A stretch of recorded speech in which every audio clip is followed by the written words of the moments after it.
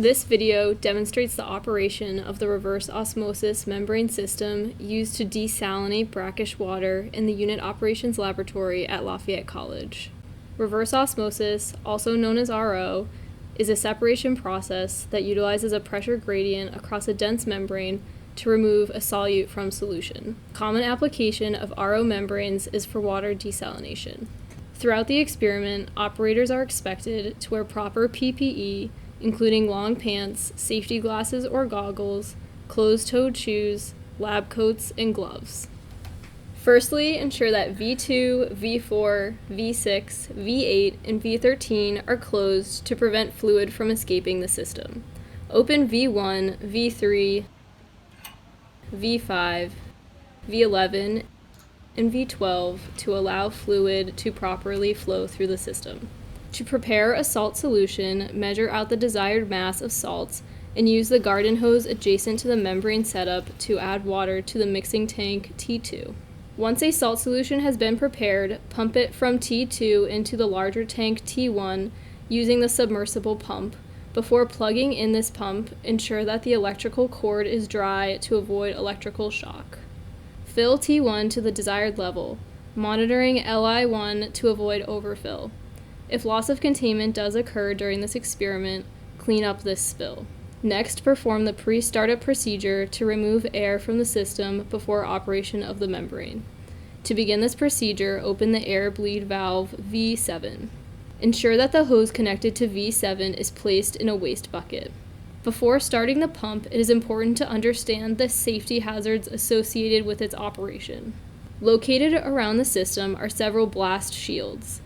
These should be positioned between the pump and operators when the system is pressurized.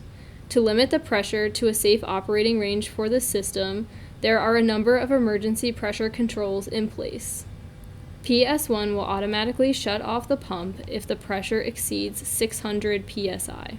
Should this fail, PRV2 will open to relieve pressure in fluid if the pressure exceeds 700 psi. To avoid this activation, the operational pressure read by PI2 should never exceed 500 psi. In the case that these fail, or operators feel that an emergency shutdown is necessary, press ES1 to immediately stop the pump. To begin operation of the pump, slowly increase the hertz on FC1 by 0.5 hertz every few seconds. At 8 hertz, slow down this increase to 0.5 hertz every 10 seconds, until there is a continuous flow out of V7. It is recommended to operate below 15 Hz. Once the water is steadily flowing, close V7 and stop increasing the pump speed. Let the system run at these conditions until no bubbles are seen on the sight glass. Once this occurs, press stop on FC1, then decrease the Hertz until the set point in the top right corner reads 0. Now you are ready to operate the RO membrane. To begin, close V9 completely. Open V9 to the 11 o'clock position. Turn on the pump using FC1 and follow the same procedure to gradually increase the hertz. While doing this, observe the pressure reading on PI2. Continue to adjust the reading on FC1 until the desired pressure is achieved. It may take several minutes for the pressure to respond to a change in hertz, so increase the hertz even slower than before.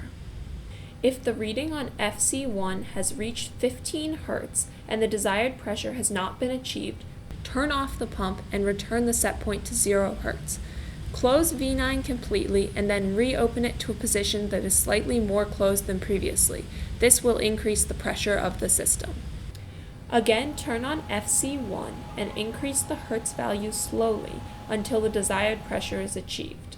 Once the desired pressure for a trial is achieved, allow the system to run at these conditions for 2 minutes.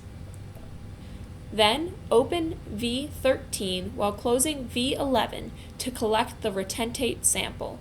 The permeate sample can be collected from the V12 discharge.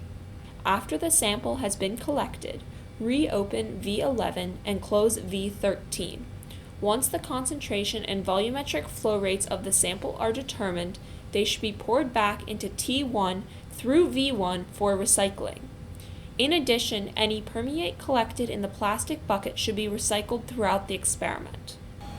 Once all experiments have been conducted, shut off the pump by pressing the stop button and then decreasing the Hertz set point to 0. To drain the tank, open V2 and close V3.